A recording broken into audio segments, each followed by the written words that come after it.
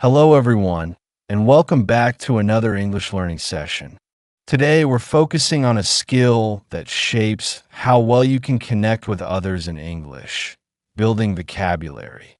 Let's start with a small, relatable moment from a learner named Ajia. Ajia works in a downtown office, and every morning he stops at a small cafe near his workplace.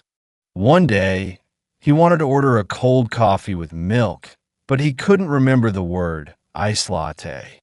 He ended up saying, can I have a cold coffee? With milk, please. The barista nodded, but what arrived was a cup of iced black coffee with a side of milk. Not what he wanted.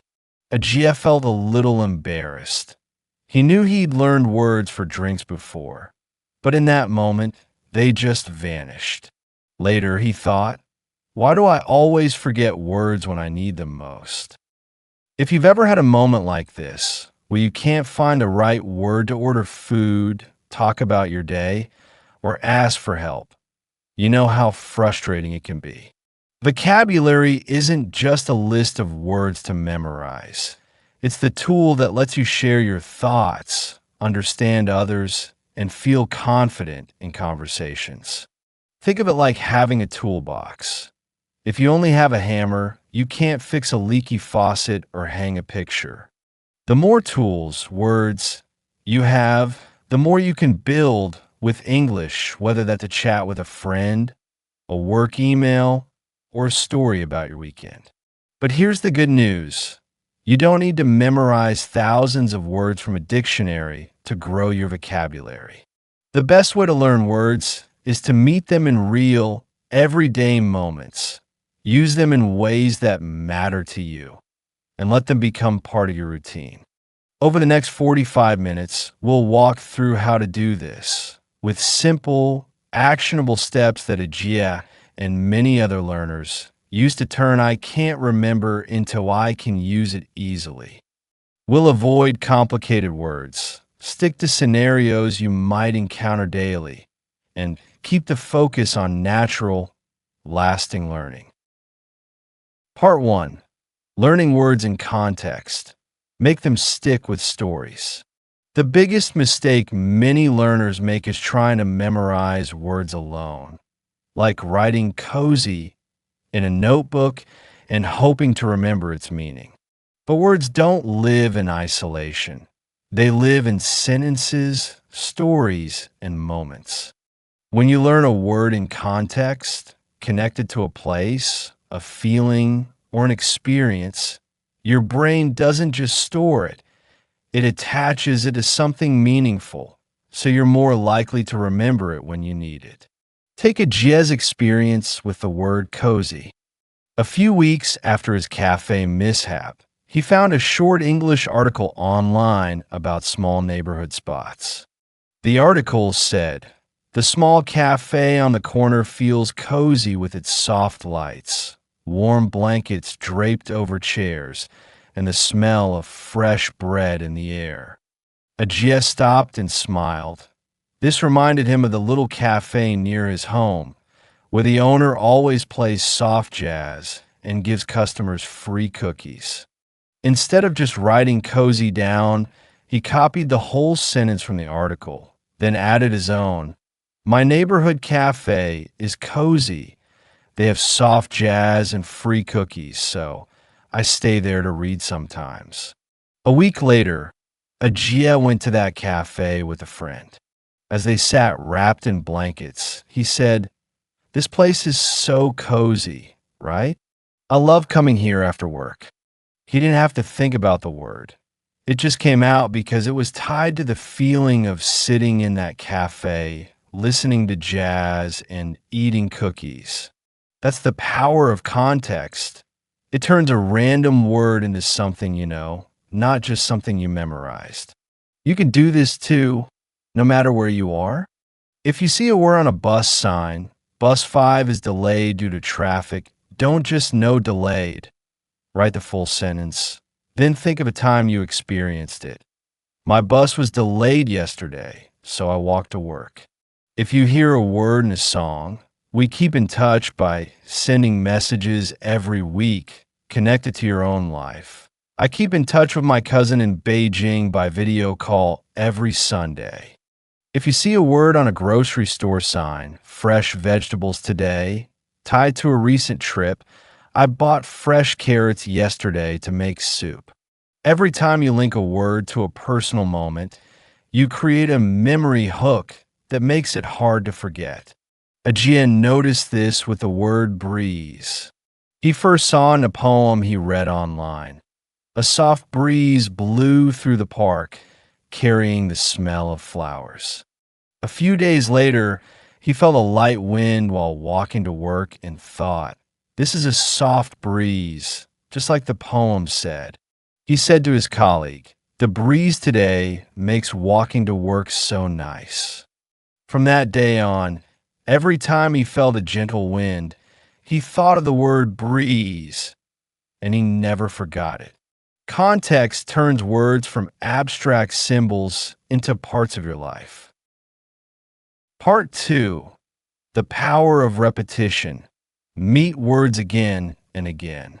Have you ever met someone new, forgotten their name, then run into them a few times and suddenly thought, "Oh, their name is Lina"? Words work the same way. Your brain needs to see or hear a word multiple times, usually 7 to 10 times, before it moves from passive memory, recognizing it when you see it, to active memory, using it without thinking. Forgetting a word after the first time you learn it isn't a failure. It's just your brain saying, "I haven't spent enough time with this word yet." Ajiel learned this with the word gather. The first time he saw it was on a community notice board near his home. Neighborhood cleanup. Gather at the park on Saturday morning to pick up trash. He wrote it down, but a few days later, he couldn't remember what it meant. He just knew it was a verb. Then, on his way to work, he heard a podcast host talk about family traditions. "My family gathers for dinner every Saturday night. We share stories and laugh together." Suddenly, the word clicked. Gather means to come together with others. He added that podcast sentence to his notebook, writing next to it, like family dinner or neighborhood cleanup. A few days later, Ajia's friend invited him to a weekend picnic. "We're gathering at the lake at 10 a.m. Bring your favorite snack." That was the third time he'd met gather.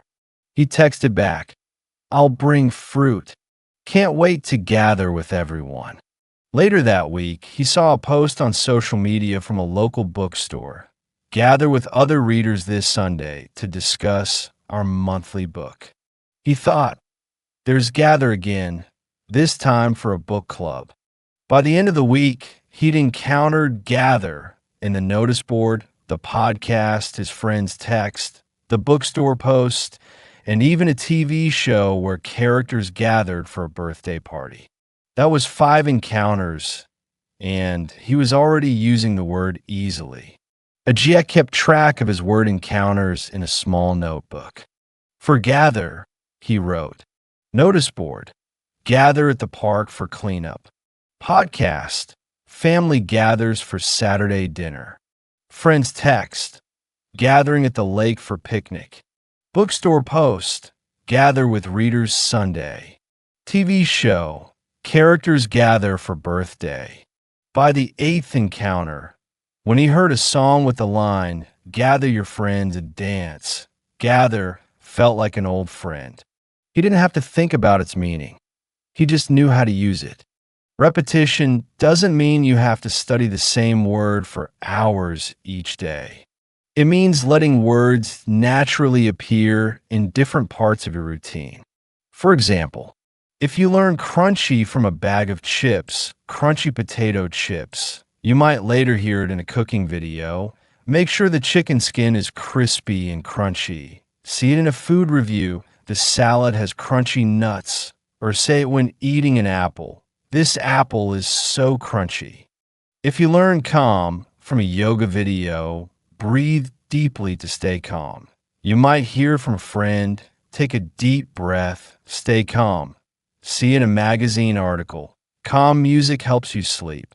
Or use it when talking about weather. The ocean looks calm today, no big waves. These small, frequent meetings with words are what make them stick. Ajia called this word spotting. He made a game of noticing words he'd learned before. Every time he saw cozy in a cafe review, fresh on a milk carton, or gather in a text, he'd mentally check it off his encounter list. This turned repetition into a fun challenge, not a chore. After a month, he found that words he'd spotted 7 times or more were the ones he used most easily. Part 3. Active use. Turn I recognize this word into I can say it. Many learners have a vocabulary gap.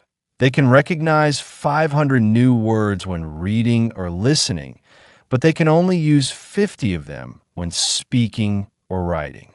This is because passive recognition is easy. Your brain just needs to say, I've seen this before, but active use requires your brain to retrieve the word and fit it into a sentence. To close this gap, you need to use words, not just memorize them. Ajia struggled with this at first. He could read words like cozy, gather, and delicious and know what they meant, but when he tried to speak, they vanished. His English teacher gave him a simple solution. Pick one new word each day and use it 3 times. Once in a conversation, once in writing, and once in your head. Make it non-negotiable. On Monday, Ajia chose cozy. Conversation. He came home from work and said to his roommate, let's turn on the lamp and watch a movie. The living room feels so cozy tonight. His roommate nodded and said, yeah, it does way better than being out in the cold. Writing. He wrote in his daily journal, which he kept in English. I spent an hour in the cozy cafe near my office today.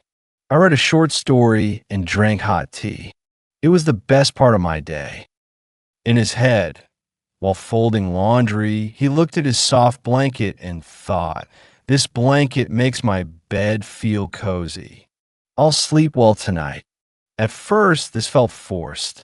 Ajia had to remind himself to use the word, and he worried it sounded unnatural. But by Wednesday, when he chose delayed, it got easier. Conversation. He arrived at work a few minutes late and said to his colleague, sorry I'm late. My bus was delayed by a traffic jam on Main Street. His colleague replied, no worries, my train was delayed too. Writing, he texted his friend about their weekend plans. Let's meet at 9 a.m. instead of 8:30, just in case the subway is delayed. I don't want us to miss the movie. In his head, when he saw a long line at the coffee shop, he thought, my coffee order might be delayed. I should leave a little earlier tomorrow. By the end of the week, Ajia didn't need to force the words anymore. When he walked into his favorite cafe, he naturally said, this place is always so cozy. And when his friend texted that she'd be 10 minutes late, he replied, no problem. Were you delayed by traffic? Active use turns words from things I know into things I say. Ajia also used mini role plays to practice. For example, when he learned apologize from a video about manners, always apologize if you bump into someone. He pretended to bump into a stranger and said, oh, I'm sorry. I should have watched where I was going. He did this in front of the mirror a few times.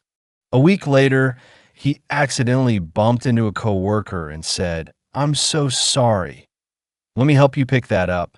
The word came out smoothly, no hesitation. Role plays let you practice using words in the exact situations where you'll need them, so when the real moment comes, you're ready. Part 4. Practical daily habits. Build vocabulary without studying. You don't need to set aside 2 hours a day for vocabulary practice. to grow your word power.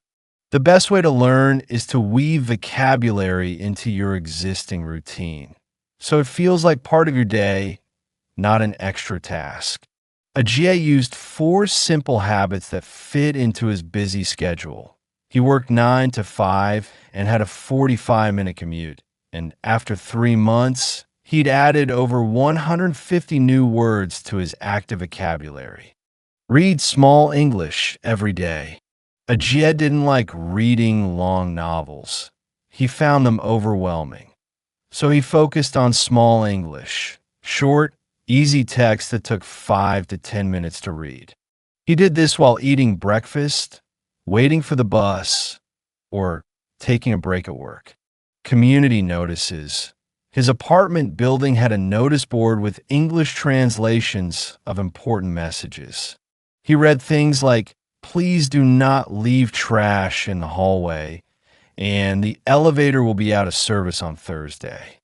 He learned words like hallway and elevator and used them when talking to his roommate. "The elevator is broken. We have to take the stairs today." Product labels. When he bought snacks, drinks, or household items, he read the English labels. On a bottle of hand soap, he saw "gentle on skin" and later said to his friend, "This hand soap is gentle on skin. I don't get dry hands anymore." On a box of cereal, he saw "high in fiber" and told his mom, "I'm eating cereal with high fiber for breakfast. It's good for my stomach." Social media posts. He followed a few English accounts that posted about everyday life. Things like, "Today, I made pancakes for breakfast," or "I walked my dog in the park this afternoon." One post said, "I love rainy days. They make me want to stay home and read." Ajay copied that sentence in his notebook and used it the next time it rained. "I don't mind the rain. It makes me want to stay home and watch a movie." Reading small English works because it's low pressure. You don't have to understand every word, and you don't have to finish a whole text. You just need to pick up 1 or 2 new words each day. Ajay did this consistently, and after a month, he noticed he could read longer texts like short articles without stopping to look up words. Watch short English videos with subtitles. Ajay loved watching short videos on his phone during his commute, so he swapped some of his native language videos for English ones. He chose topics he was interested in: cooking, gardening, and travel, so he stayed engaged. He always turned on English subtitles, which helped him connect the sound of a word to its spelling and meaning. For example, he watched a 2-minute video about making avocado toast. The host said, "First, mash the avocado with a fork, then spread it on toast." Ajay paused the video and wrote down "mash" and "spread." Later, when he made avocado toast for breakfast, he said out loud, "I need to mash the avocado and spread it on bread." He also watched a video about planting herbs. Fill a small pot with soil, then place the herb seedling in the center. He learned pot and seedling and used them when he bought a basil plant. "I need a small pot for my basil seedling." Ajay had a trick for making this more effective. He never watched a video more than once, but he always wrote down 1 sentence with a new word. He then used that sentence to make his own. For the avocado toast video, he wrote the host sentence, "Mash the avocado with a fork," and his own, "I mash bananas to make smoothies." This way, he didn't just learn the word. He learned how to use it in a sentence that mattered to him. Over time, he started turning off the subtitles, and he was surprised by how many words he could understand just by listening. Keep a word journal, not just a list. Ajay used a small notebook as his word journal, but he didn't just write down words and their meanings. He created a story for each word, which made it easier to remember. For every new word, he included four things. Where he found it, e.g., from a cooking video, from a community notice, the original sentence, e.g., mash the avocado with a fork. His own sentence, e.g., I mash bananas for smoothies. A small note about when to use it, e.g., use mash for squishing soft foods. Here's what his entry for delicious looked like. Found in food video about pasta. Original sentence. This tomato pasta is delicious. My family asks for it every week. My sentence. My mom's dumplings are delicious. I eat at least 5 every time. Note. Used for food that tastes really good, better than good. Every Sunday evening, Ajia spent 10 minutes reviewing his journal. He'd read each entry out loud, focusing on his own sentence. If he forgot a word's meaning, he'd look at the where I found it note. This usually jogged his memory. For example, when he forgot what seedling meant, he saw from a gardening video and thought, oh, it's a small plant, like my basil. This weekly review kept words fresh in his memory. After 3 months, he could still recall word from the first week of his journal, something he'd never been able to do with dictionary lists. Learn word families to grow faster. Ajia's English teacher introduced him to word families, groups of words that come from the same root. For example, from the verb help, you get the adjective helpful, the adverb helpfully, and the noun helper. From the verb create, you get creative, creation, and creativity. Learning word families lets you expand your vocabulary quickly. One root word can give you 3 to 4 new words, and they're easy to remember because they're connected. Ajia tried this with the word comfort. He first learned the adjective comfortable from a chair he bought. This chair is so comfortable. I could sit in it all day. Then, he learned the noun comfort from a friend who was sick. A cup of hot tea brings me comfort when I'm not feeling well. Next, he learned the verb comfort from a movie. She hugged her friend to comfort her after the bad news.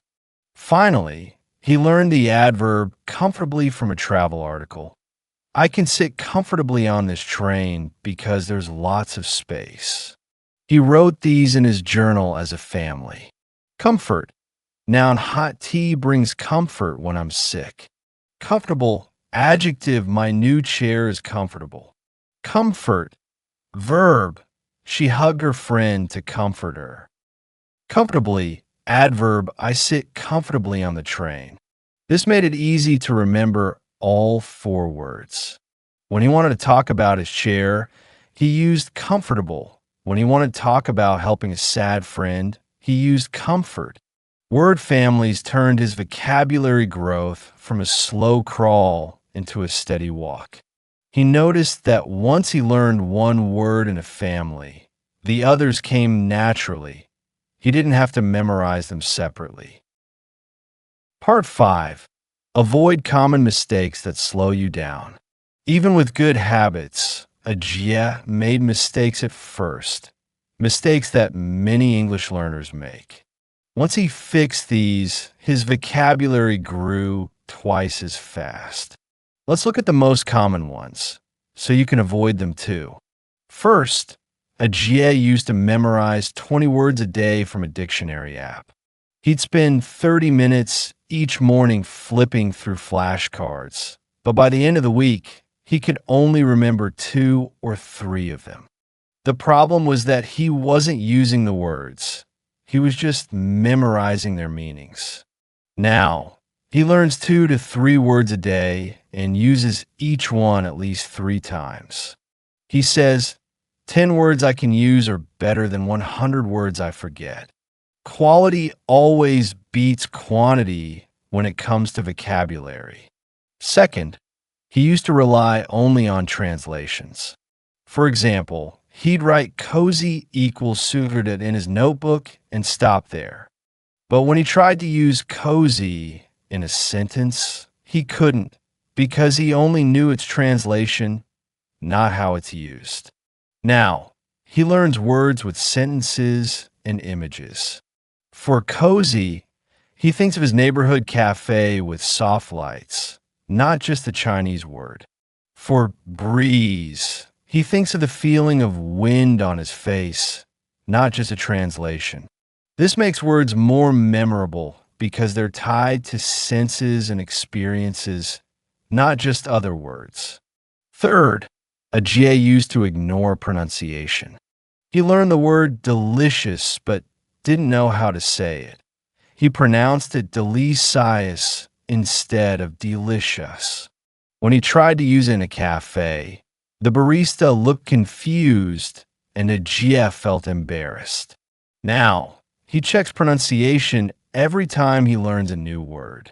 He uses a free app that plays native speakers' voices, and he repeats the word out loud until he gets it right. He says, if you can't say a word, you won't use it, even if you know what it means. Pronunciation isn't just about being understood. It's about feeling confident to speak. Fourth, he used to skip review. He thought that once he learned a word, he'd remember it forever. But after a week, he'd forget most of them. Now, he reviews his word journal every Sunday and does a quick check every night. He picks 3 words from his journal and makes new sentences with them. For example, on a Tuesday night, he picked cozy, gather, and fresh and said, I'll gather my friends at the cozy cafe tomorrow and we'll order drinks with fresh fruit. This short daily review keeps words from slipping out of his memory. Finally, a GA used to be afraid of using simple words. He thought he needed to use big words like magnificent instead of great or exquisite instead of delicious to sound good. But this made his sentences sound unnatural, and he often forgot the big words. Now, he uses simple words he knows well. He says, it's better to say this food is delicious clearly than to stumble over this food is exquisite. Simple, correct words are always better than complicated, forgotten ones. Part 6. Using interests to make vocabulary fun. One of the biggest reasons AGS stuck with his vocabulary habits was that he tied them to things he loved. When you learn words related to your hobbies or interests, learning feels like fun, not work. AGL loved cooking, so he focused on food-related words. He loved walking in parks, so he learned words about nature. This made vocabulary feel relevant to his life. For example, AGL loved making stir-fry for dinner. He started watching English cooking videos about stir-fry, and he learned words like sauté to cook quickly in oil, season to add salt, pepper, or spices, and wok, a large pan for stir-fry. He used these words when cooking. I need to sauté the vegetables first, then season them with soy sauce. He even bought an English cookbook about Asian food, and he learned words like ginger, garlic, and bok choy, a type of vegetable. When he talked to his friend about cooking, he said, I used ginger and garlic in my stir-fry last night. It tasted amazing. Ajia also loved walking his neighbor's dog, a small terrier named Max. He started reading English articles about dog care, and he learned words like leash, the rope to walk a dog, treat, a small snack for dogs, and fetch, a game where dogs run to get a ball. He used these words when talking about Max. Max loves to play fetch. He'll run for hours if I let him. He even taught Max a trick in English, sit, and Max obeyed. Learning words about Max made vocabulary feel like a game, not a task. You can do this too, no matter what your interests are. If you love gaming, learn words like level, character, and mission. Conclusion. After 3 months of using these habits, Ajie's English changed dramatically. When he went back to his favorite cafe, he ordered without hesitation, "Can I have an iced latte with oat milk, please? And a croissant. Are they still fresh today?" The barista smiled and said, "Yes, the croissants are fresh, and your latte will be ready in a minute." Ajia walked away with his coffee, feeling proud. No more fumbling for words. At work, he talked to his foreign colleague about the weekend. I gathered with friends at the lake for a picnic. The weather was perfect, there was a soft breeze, and we ate delicious sandwiches. We even played fetch with my neighbor's dog, Max. His colleague said, "That sounds like a great weekend." I love days like that too. Ajay didn't have to stop and think about any words. They flowed naturally. He even wrote a short email to his cousin who lives abroad. "Hi, I hope you're doing well. I've been learning English by reading small articles and watching cooking videos. Last week, I made a stir fry with fresh vegetables. I used ginger and garlic, just like the recipe said. It was delicious.